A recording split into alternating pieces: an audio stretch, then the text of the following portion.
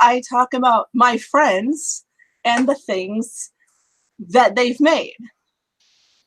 It's a very self-explanatory title. And today I have with me the awesome Humza. Did I say that right? Kazmi. Kazmi. Oh Yeah. God, I checked with you and I still got it wrong. It's sorry. Okay. No worries. No worries. Okay.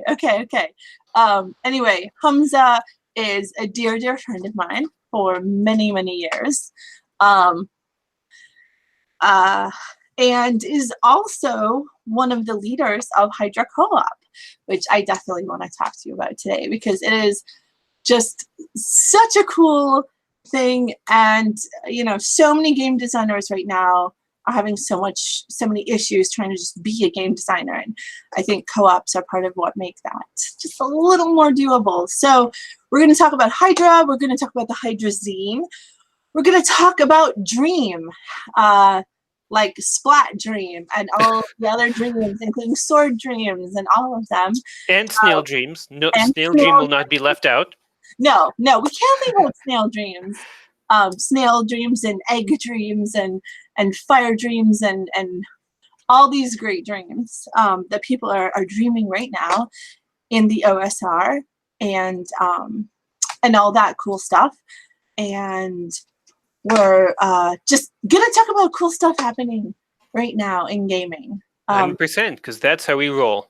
That's how we roll, yeah. And we're probably also gonna talk about werewolves because we have a serious moral dilemma to put in front of you guys. And we'll get to that. So Humza, let's start with why co-ops are awesome.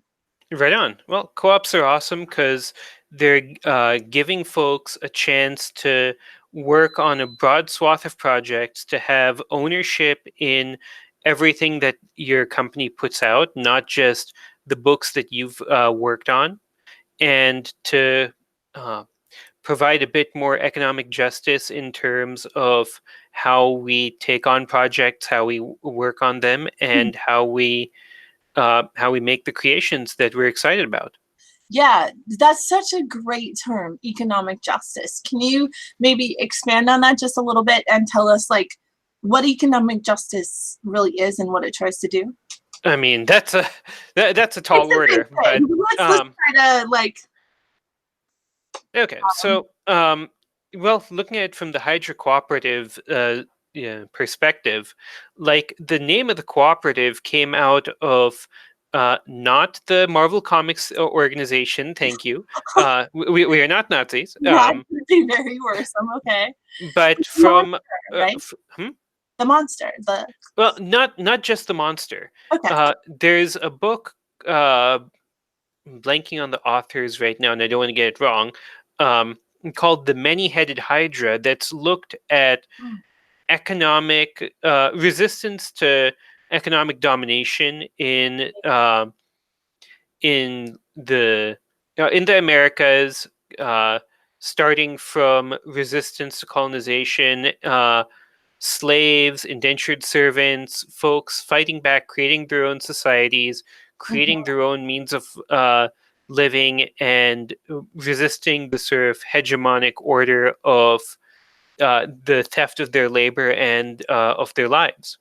And there are a lot of, I mean, beyond obviously the moral reasons to do this, there are purely artistic reasons as well. I think Eddie Izzard has a bit about how cultures formed in resistance are more passionate and more lush and more full of like really important, authentic ideas than the culture of dominance. Do you find this to be true also? I'm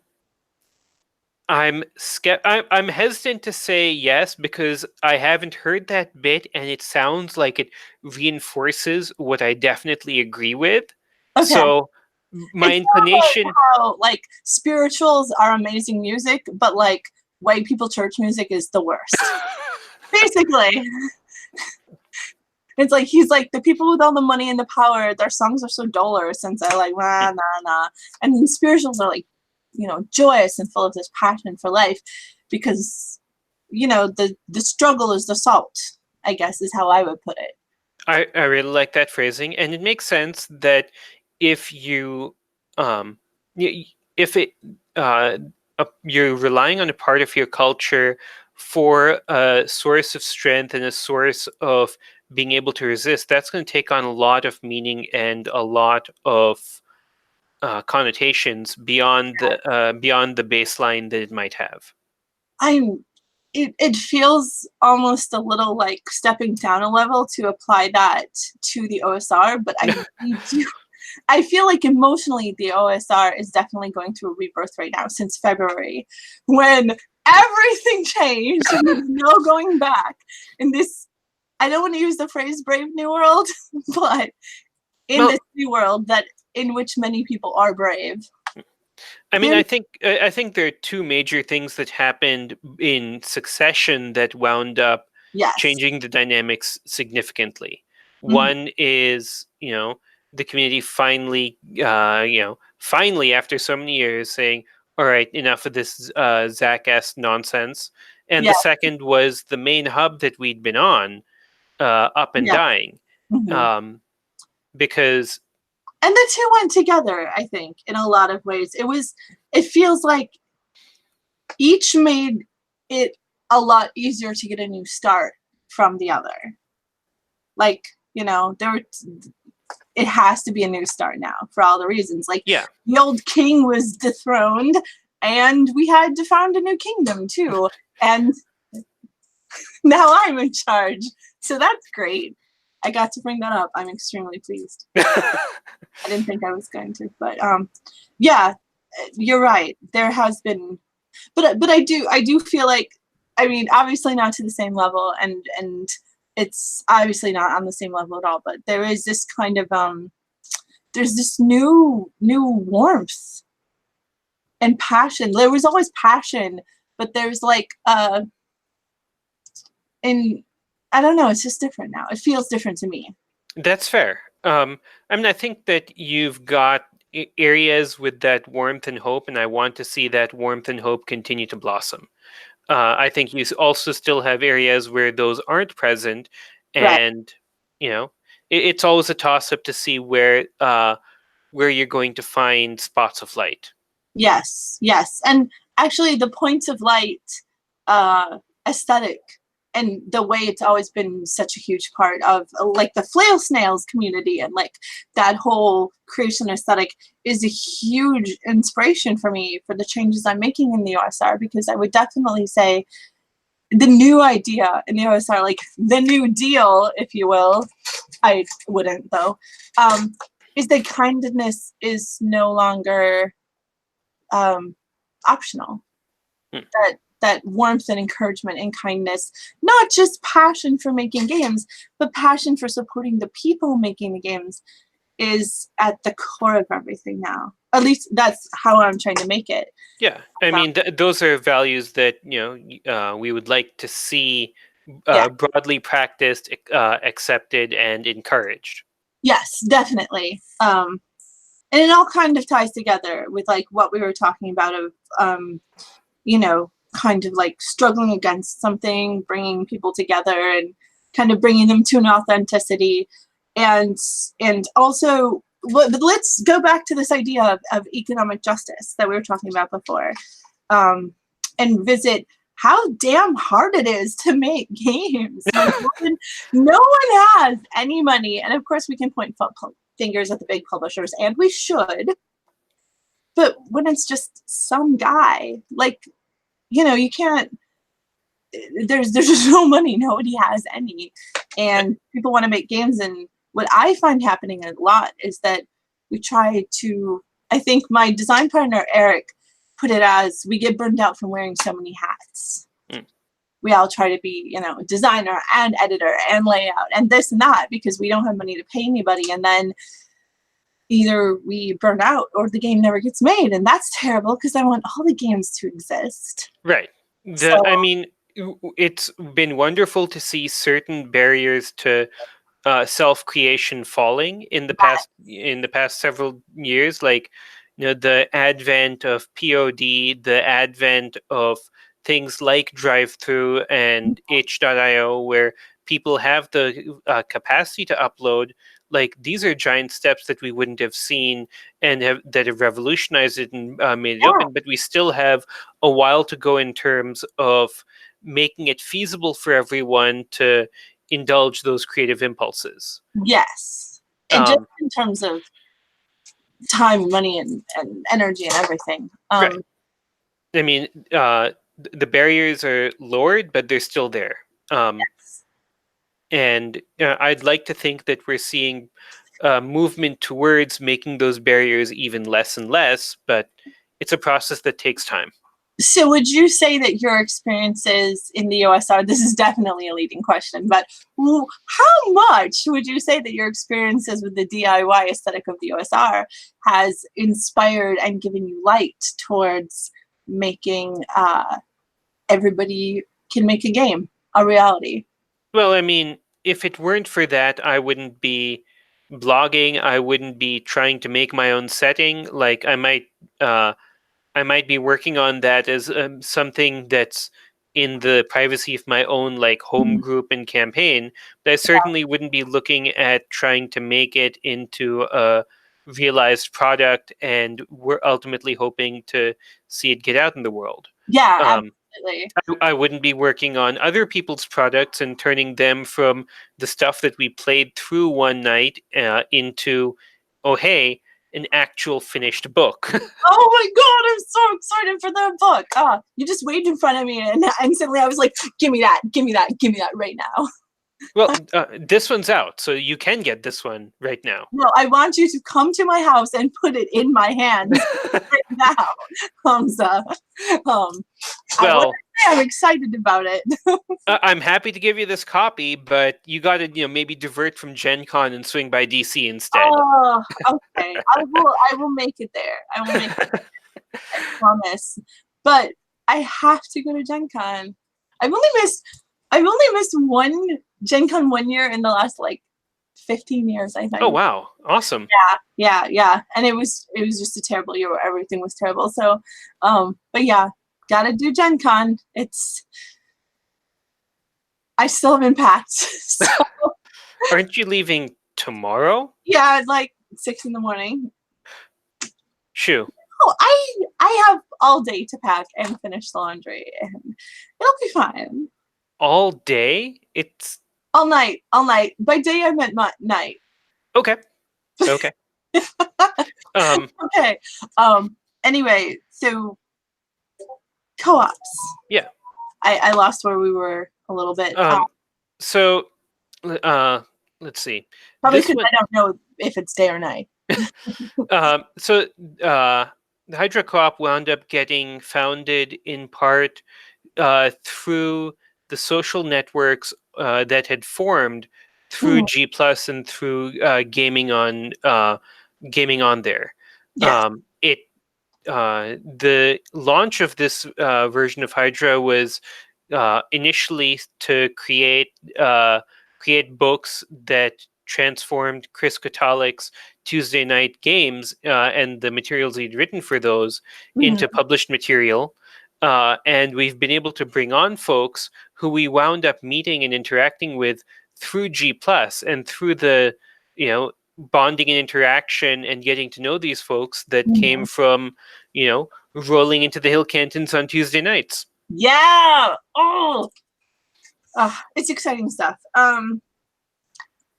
Without you and I diving into, us talking about that one time in Hill Cantons, what are some of the worlds that you guys that Hydra Co-op is creating and showing the world? Because we were just talking about how like we want the barrier to entry to be lower so that all the things that could have only existed like this can now be accessible. So what are some of these Hydra projects coming up?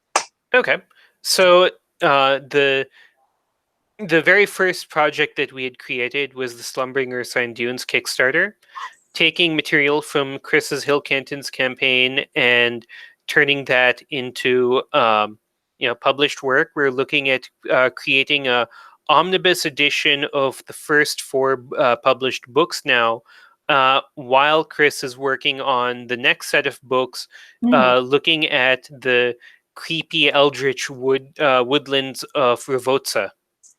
That's amazing. That's wonderful. Let's see. So that's one. Um, Trey Causey's been working on a bunch of different projects. Mhm. So, like early on, he did before joining up with the co-op. He did Weird Adventures and started Strange Stars. Weird Adventures is D&D style fantasy and some of those inspirations Mhm. meeting like the 1920s and taking seriously world building in the 20s and 30s, uh, driven by the antecedents of like fantastic components from D&D and bringing those into the 20s and 30s and seeing what that fusion looks like. That is a Um, big time challenge. The it's farther back you go into history, I think like the harder it is to think what would the world be like. So it's definitely exciting.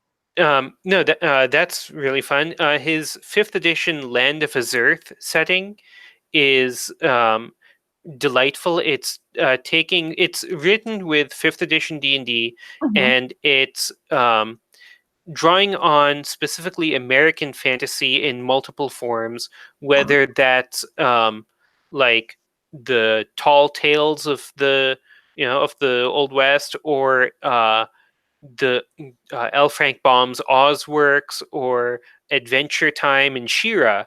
Like, it's drawing on a wide swath of specifically American fantasy as inspiration and baseline material for the world that he's created.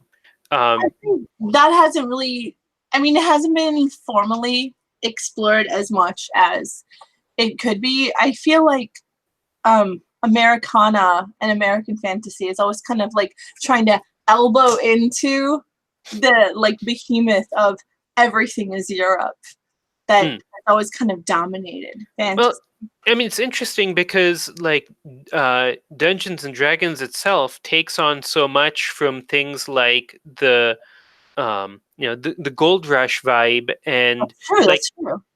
and um like baseline assumptions of American associations that wind up making their way into how D&D was written, Yeah. which is why you see things like Warhammer Fantasy and British fantasy Right. specifically pushing back against some of those American assumptions that. That's true. Whenever I talk to whenever I talk to Americans about like about the context of Tolkien-esque fantasy, I was like, you have to understand this. But when I talk to Europeans about D&D, I was like, you have to understand Wisconsin. Let me tell you about Wisconsin. You will never understand D&D until you imagine that everywhere you look, there are cows and corn, and you just want to go anywhere else but Wisconsin. No, I'm exaggerating a little bit, but you know what I mean? Like, I feel like that, like a lot of people who talk about D&D is inherently a colonial thing. They don't understand that. I, I don't know. They don't understand the Midwesternness of it, the complete Midwesternness of D&D. I mean, I think that you have to acknowledge like portions of D&D as definitely having Oh, true. colonialist roots that sometimes apologists don't want to acknowledge. But I Right. also think it's over-egging it to say that, oh, these are fundamentally intrinsic components of the game, and Yeah. that you can never remove them, and that Yeah. this is all, playing this is a fundamentally flawed endeavor. Play my woke game instead. Play And my game instead. well, because I mean, look, hell yeah for having that woke game. Hell Yeah. yeah for thinking about and trying to make something better. Like Mhm. full support on that front, but don't necessarily assume that other folks trying to make things better are operating in an environment where they can't do anything. Yes, exactly. Like if I am making D&D better by just rewriting Drow and like, you know, having 5 genders in my D&D game, like that's, and I don't think D&D definitely has colonialist elements, but there's a difference between settlers and imperialists, I feel like. And a lot of people, if they don't recognize that difference, they're not going to understand the bits of D&D that are much more about being a pioneer and a settler and less about, like, give me all your tea. You know? I mean, there is sort of there's a soft... I play it. I mean, I think that there can certainly be perhaps soft imperialism to settlers, or harder imperialism as folks expand, and then when expansion's met with resistance, the hegemonic power sends an additional force. But I think that you also do have gradations, and just dismissing the entire concept as flawed winds up throwing the baby out with the bathwater here. Exactly. It's the gradations I'm talking about. The idea that, like, yes, I'm going into someone's cave and I might steal their stuff, but, like, they might kill me too. And, I'm not, I don't know. It's just, it's this, kind of push and pull, between a selfish desire to have adventures and have shinies. And then, like, to me, part of the appeal of D&D is that moment when you're like, wait, what are we doing? Like, they're trying to kill us, and I'm pretty sure we deserve it because we're assholes. But at the same time, we want to save a village, and it's all just very morally... Well, I mean, that's the beauty of the old school reaction role, where when you're encountering someone intelligent, there's a very, very slim chance that you're going to inherently run into swords drawn, time to stab each other. Yes. That may happen, but you've still got room to negotiate. You've still got room to talk. Yeah. There are alternatives to fighting, and given how the night is dark and full of terrors, it behooves you to get those allies and to make... apologize and back the fuck off. I don't know. Hey, sorry we stabbed your dude. We were scared. Like, sorry, y'all stabbed us. You were scared. Let's talk this out over over a shared meal. We thought this was a cave full of treasure. We didn't realize it was your house. Our bad. Bye. I'm trying to figure it out. Maybe not even bye, but look, here's how we can work together, because I think the dragon wants to eat all of us. I don't think you want to get eaten. I don't think I want to get eaten. We have common interests here. Yeah, let's... Oh man, this could have been like 30 different game sessions that I've actually played. So just talking about this is just making me like, you remember that time? Do you remember that time in the game? We didn't get to talk about Legacy of the Bieth. So right now there's not... admit that I've been pronouncing it wrong all this time. That's what happened there.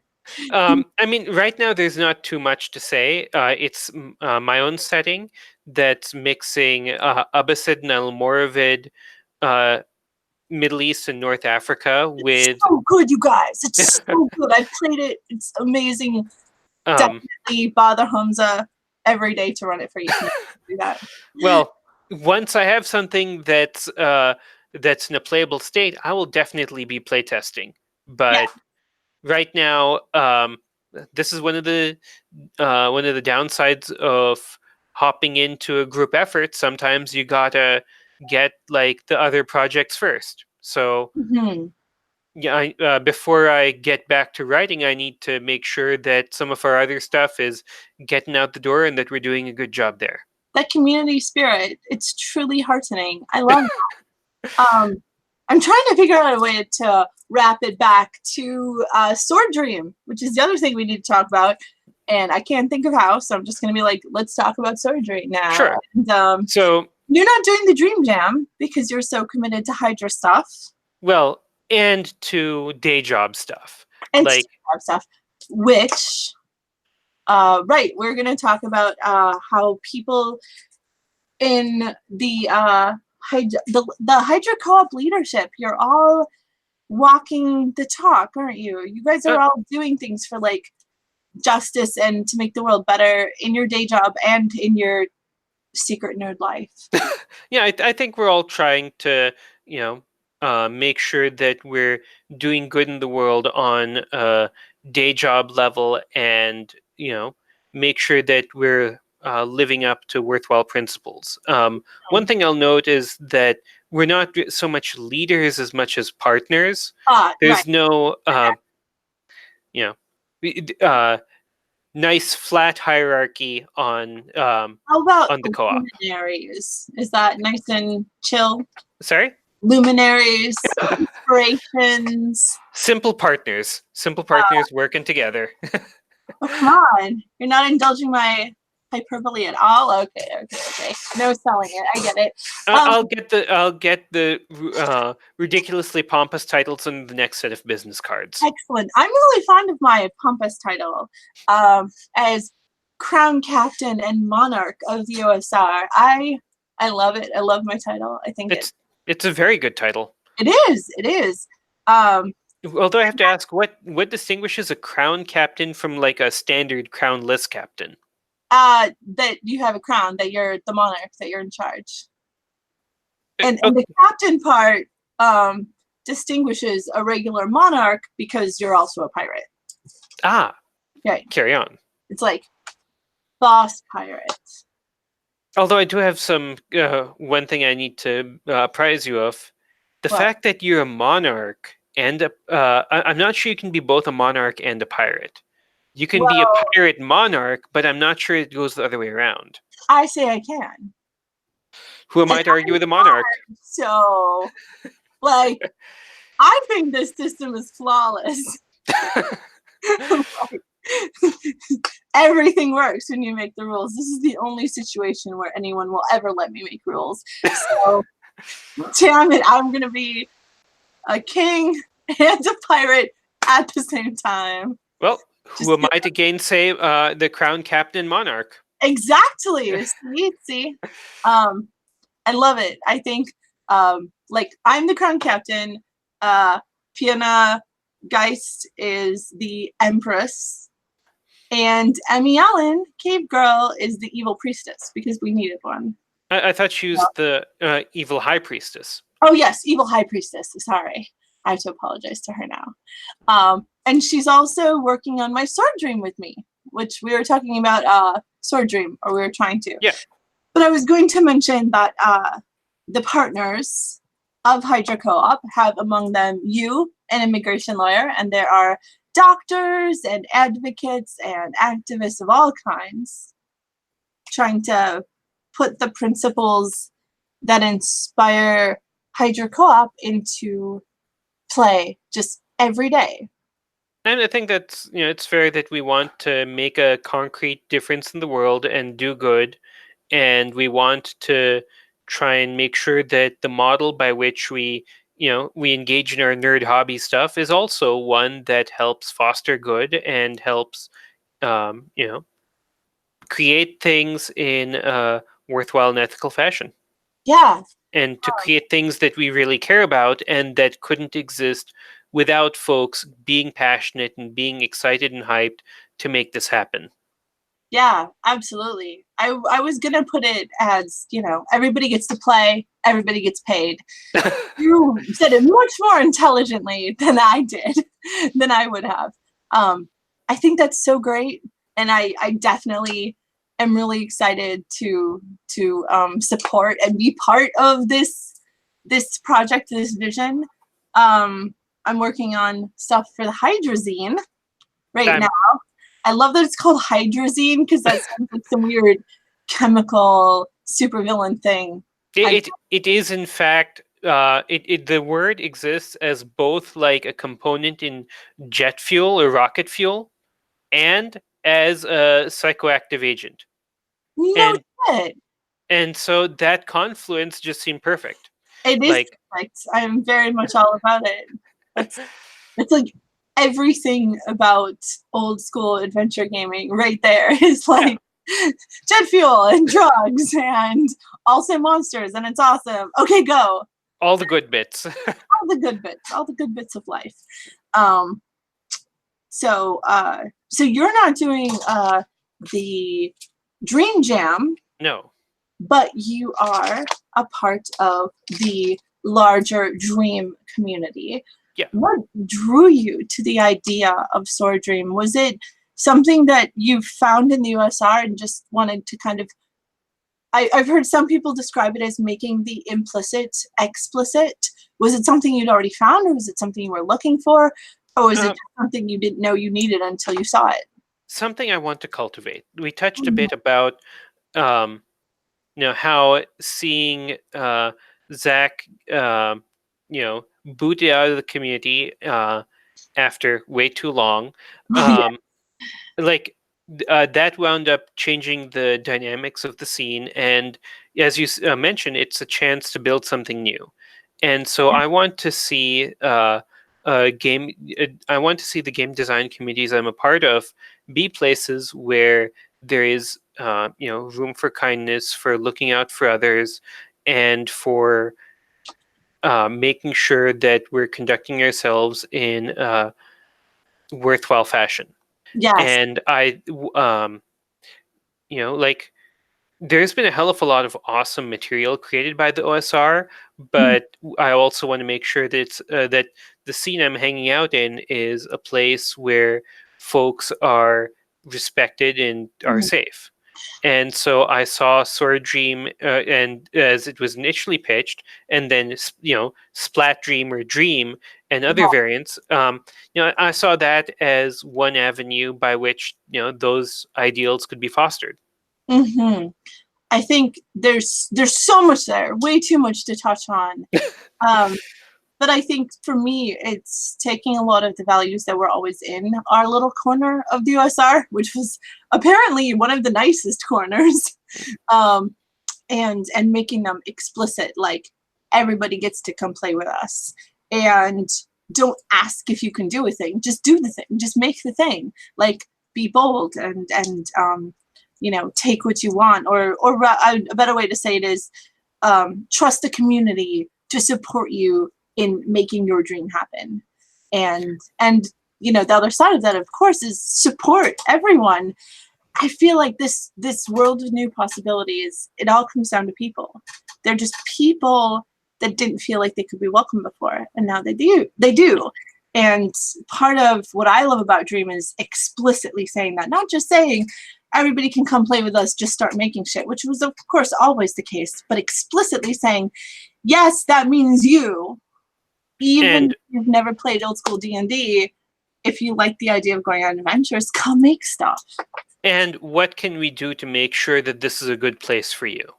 Yes, Right? Like that's so important. that explicit acknowledgement that, okay, what can be done to make sure that, you know, we're not inadvertently keeping out folks who we would like to see because of, you know, unexamined attitudes Mhm. and unassessed, like traditional ways of doing things. And it's an interesting position because to some degree, OSR design space is about extant traditions and building off of those. Yes, definitely. Um, and I mean, that's one of the things that folks who were skeptical of OSR design would always complain about, that, oh, this is just trying to take things back to the 70s and this and Oh that. no. I think it's Um, very much like resurrecting an old skeleton and dressing it up in lots of neon and I don't think they realize how like it's all just a bunch of nerds who just really want to relive the 80s cartoons. Just like we just want to be Ninja Turtles, honestly. Well, I mean, I see it as taking this, taking design ideas from then, but also seeing where we can go with them now. Yes. And that's part of the reason why I really like seeing a bunch of folks coming in from like the indie story game side of things, Definitely. and seeing like how they're approaching our the OSR design traditions and design space. And sometimes like I see stuff which makes me go, I don't know, but at the same time I'm also glad It's that great, isn't it? That hey, my the boundaries of what falls into the space are being challenged and pushed. Maybe not all of it agrees with me personally, but whatever. I'm a big kid. I can deal with that, yeah, and who knows? Maybe there's going to be some more confluence down the line. I think that's such a good way to think about it. I'm loving how many story games people are just flooding into like the Sword Dream space, and basically just making story games, but saying this is Sword Dream, and like all of us, you know, at first it's like, but how? But like it doesn't matter because I don't know what I'm trying to get at here, but I love it. I mean, There are also sorry, go ahead. no, you go ahead. I mean, all I was going to say is that despite the sorry, my chair's falling apart here. Despite the differences in design traditions, it's nevertheless still one community, and Yes. having those folks come in and create based off of that reinforces that it is, you know, it's one community that's drawing on a multiplicity of traditions. Which I think it's always been like. I think the whole idea of the OSR at the very start, it seems to me, from Ron's many long history lessons, started with let's take this thing and apply all the new shit that we're learning about games and about narrative and about even just dice and like what is an adventure. And well, and it's also drawing like, to me, the best of the OSR stuff is also drawn on not just D&D, like the 800-pound gorilla in the room, but also some of the other early games around that time that also did things in a manner that resonated with us then. So drawing on design traditions from Traveller, RuneQuest, yes. um, Tunnels and Trolls. yeah. I love Tunnels and Trolls. I think I've played TNT once, and I really want to get more games of that in. I want to get a better feel for it. I should hook you up with my friend John. He's writing this like simplification of Tunnels and Trolls called Twisted Tunnels, and it's really fun. Right on. Super quick, super fun. Yeah, like any game where I. Anyway, I won't go into the inevitable hijinks, but Story Dreamers also has just a really inspiring amount of game designers from Southeast Asia, and specifically the Philippines, which is amazing because like some of the best monsters I think in the world, as well as we were talking before about this weird colonial kind of bits and fluff in D&D. So I think a designer from the Philippines is almost arguably like the best qualified to do like, oh, you want to talk about colonial shit? There's a lot there. There's a lot there that hasn't really been examined. I mean, that's part of why I'm really excited for one of our other upcoming projects with Hydra. I'm working on getting ZXU's Lauren Song of The Bachelor out and together. Zedek is an amazing, amazing author and designer from Southeast Asia. From Malaysia, in fact. Okay. And like a while back, he had a couple of really worthwhile points on grappling with colonialism in RPGs.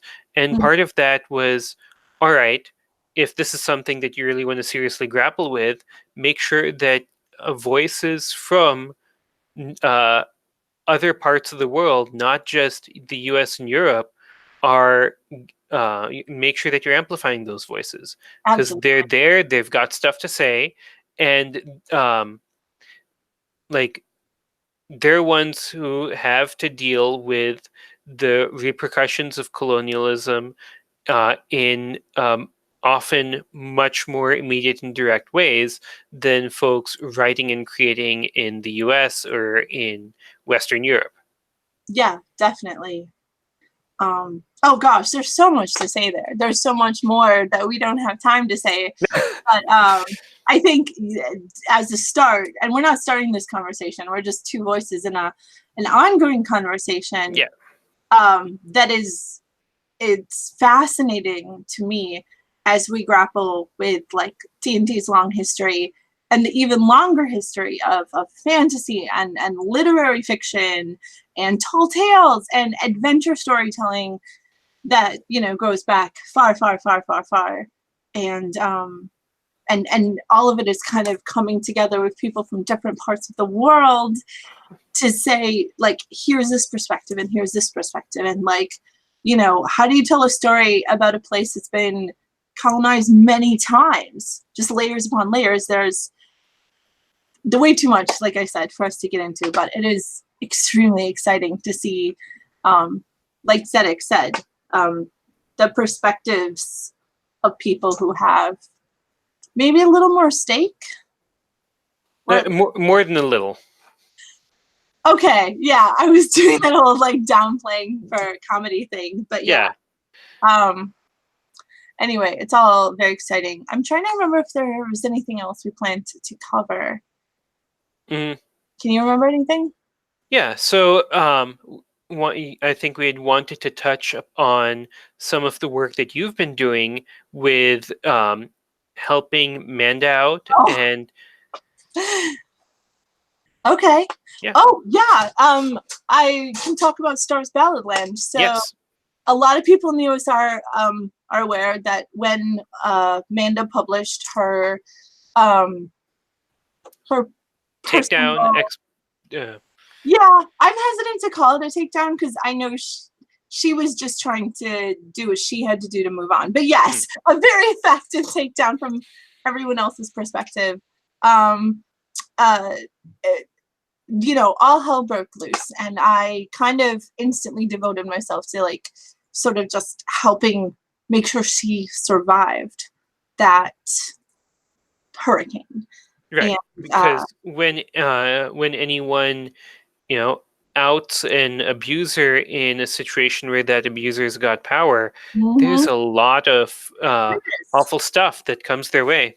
There is, and I had to read a lot of it because I was pretty committed to just keeping her the hell off the internet in those early weeks. And there was a lot. There was a lot of I saw some really fucked up shit. And like, you know, and I got told some really fucked up shit, and I was challenged by people. I was actually surprised at the pushback I got from some people. But most people were very supportive, and I've never been so proud of the OSR. Like, just universally, everyone was like, oh, okay, good. And they just did the right thing, and it was done. And it was just, there was a lot of coming together in those days, which a lot of times you see when a challenging thing happens. But now that things have, well, we thought things were quieting down a bit, maybe not as much as we hoped. But after the initial, you know, big, you know, what do we have to do to properly exile someone? I think I've talked to you about this before, but I'm personally very against shunning. So I was very concerned about the difference between exile and shun, and like how to do this thing ethically and how to do this thing without compromising our integrity as people who, in most cases, don't want to exile someone, don't want to ever have to. You know, it should always be, to me, it should always be a thing that you do with a heavy heart because it's necessary and you don't want to, but sometimes, you know, almost like amputation of a limb, you know? And I mean, on the flip side, sometimes it's important to be able to make that call because you need to make sure that your space is as safe as possible for the greatest number. And if Exactly. you've got someone who's making it actively unsafe, then it is incumbent to take action. Exactly. And I think there is an inertia to situations like that. There's an inertia where no one really wants to make the call. And that's why from the outside, even though I know that her testimony was extremely personal and more an act of healing, calling it a takedown was like, that was just someone made the call. And then everybody was just like, yeah, okay. Without hesitation. Well, I mean, it's the issue of who wants to be the first to bell the cat, right? I don't. Sorry. Fable about a bunch of mice who were dealing with a cat that was, getting after them and eating them, as cats are wont to do with mice. And so one of the mice says, "Aha! I have the plan. We Okay. will get a bell and we'll put it around the cat's neck, and that way, as the cat approaches nearer and nearer, we'll hear the bell ringing and we'll run." Well, it's a brilliant plan. It's a great plan. And then one mouse over in the back speaks up and says, "All right, who's gonna do it?" Okay. I was seeing why you brought up this fable for this situation. Yeah. Okay, yeah. Yeah. That's so yeah. So once that happened, uh yeah, that's a really good story. I'm sorry. I'm just imagining these little mice forming committees about it. Um Amanda and I started talking about like obviously I want to serve her. I want to get her some money for lawyers. I want to get her like support groups, and I mean like a way to enjoy gaming safely and happily forward.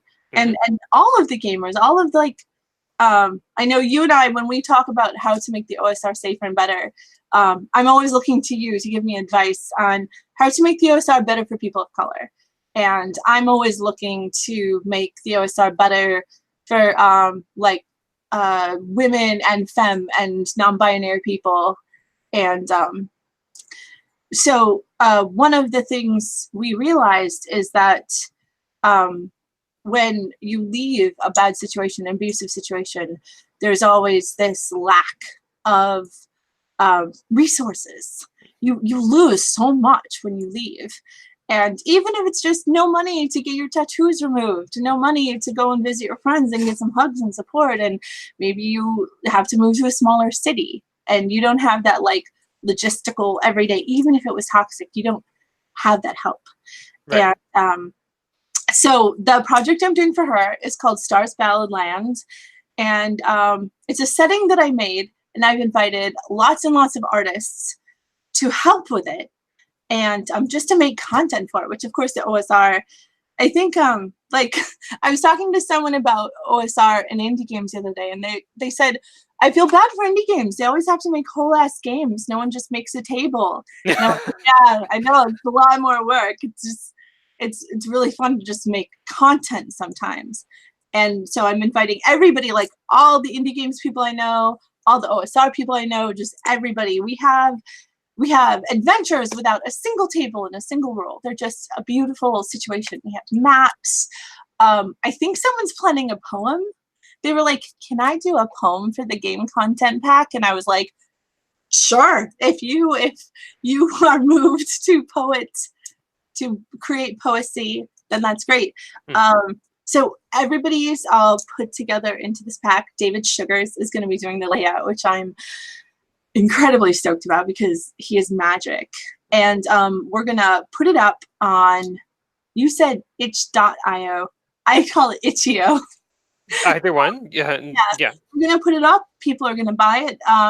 This year, the money is spoken for. But in future years, we want to have a beneficiary every year. And you and I were talking about like distributed advocacy versus a more personal advocacy. And you were pointing out to me, I don't remember how you said it. I mean, I think I was saying that while group advocacy is important and crucial, having people step up and provide the advocacy and support for individuals is also clutch as well, because the group advocacy, like, it's not going to be able to shelter everyone, and you need people to step in and take on the individual cases also. Yeah, I think you're really right. I think both are so important.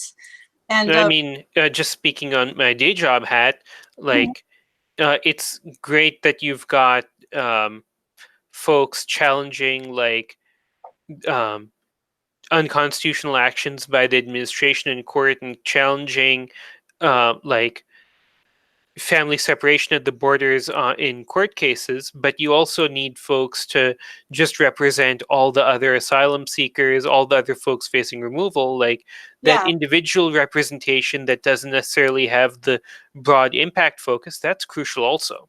that is.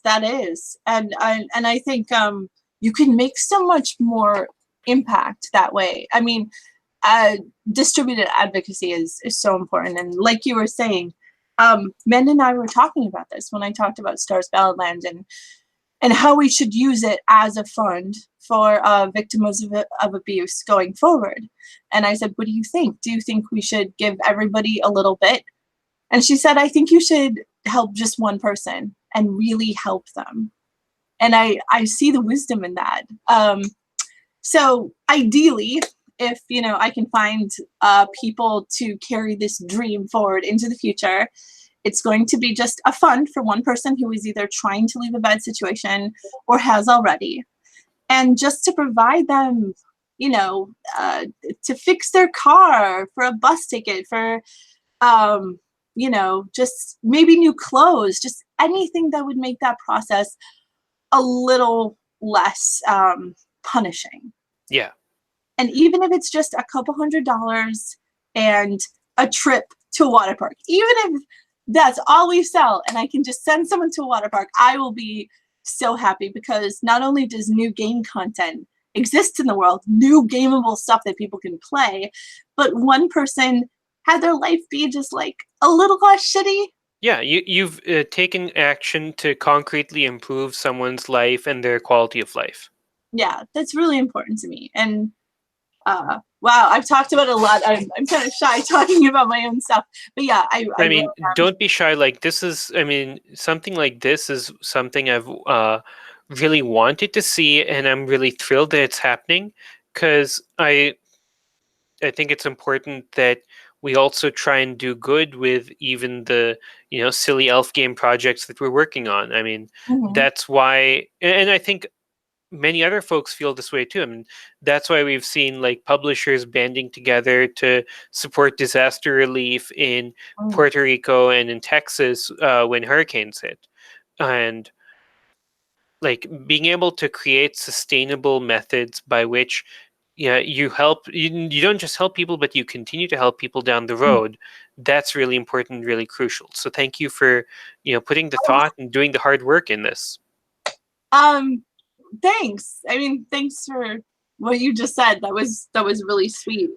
I guess I just want to be useful, wherever. Okay, so a lot of times when there are hard times, like there was at the beginning of this year, a lot of people quote Mr. Rogers and they say, look for the helpers.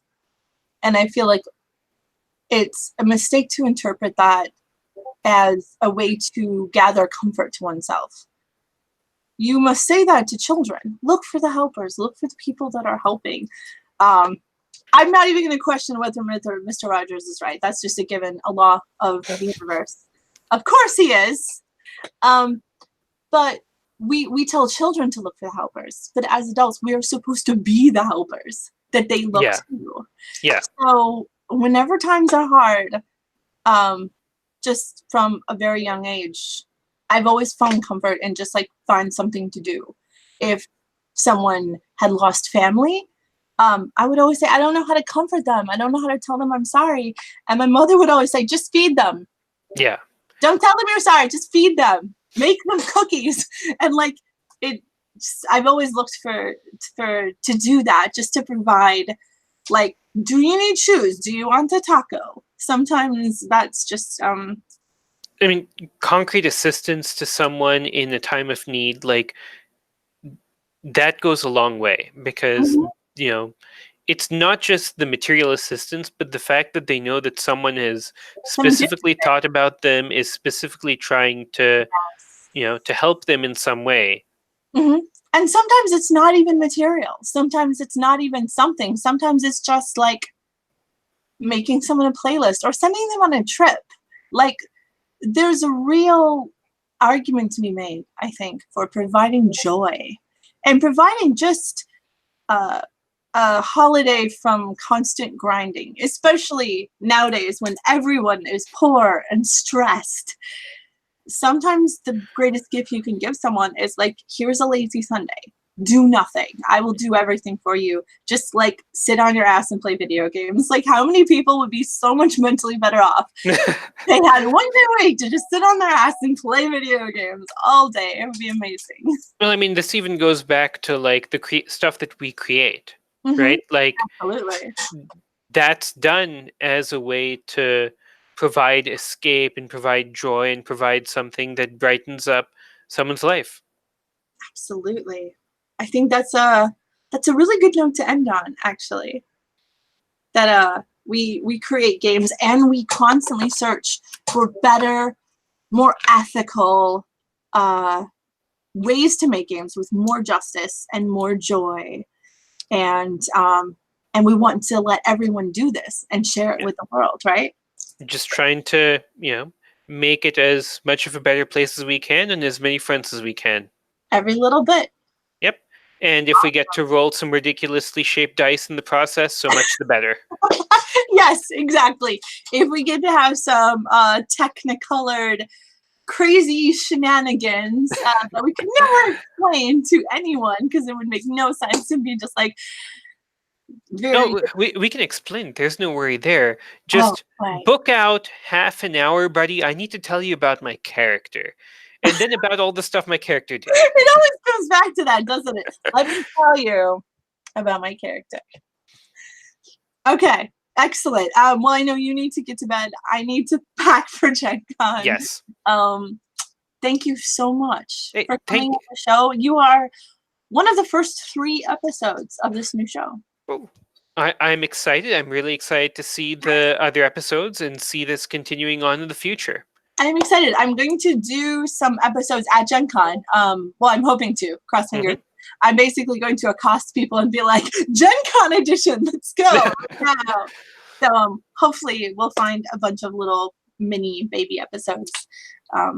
But thank you so much for coming on, Humza, and thanks for talking about Hydra Co-op and Sword Dream and all this amazing stuff that we're trying to do to make gaming better. And hey, thank you for inviting me on, and this has been a lovely conversation. It's always a pleasure talking with you, and we had some really awesome stuff today. Yeah, we did. Before we go, we should ask the audience one very important question. How do you feel about werewolves that have really good hair? They're not going to know what we're talking about. That's okay. So thanks for listening, everyone. Thank you for coming, Humza. Bye, everybody. If folks want to find stuff that I'm doing for the Hydra Cooperative, we're at hydraco-op.com or finding us on Twitter at Hydra Co-op. And you can find me at ALLANDAROS. Oh, that's excellent. I should have told you to do that, but you did it. You're great. You're better at this than me. Awesome. I'm just kidding. I listened to a lot of podcasts with that as the closing, so I came prepared. For me and like how to do this correctly, because I'm just gonna talk to people about bullshit. I don't have a plan. Hangouts Live is disappearing. I don't know what I'm gonna do next. But we'll figure something out. I will put all of those links in the description below. And thanks for coming. Good night, Humza. I hope you get some sleep. Thanks. Have a good night. Have an awesome time at Gen Con. Looking forward to hearing about it. Yes, you too. Wait. Anyway, thanks for coming on. Good night. Night.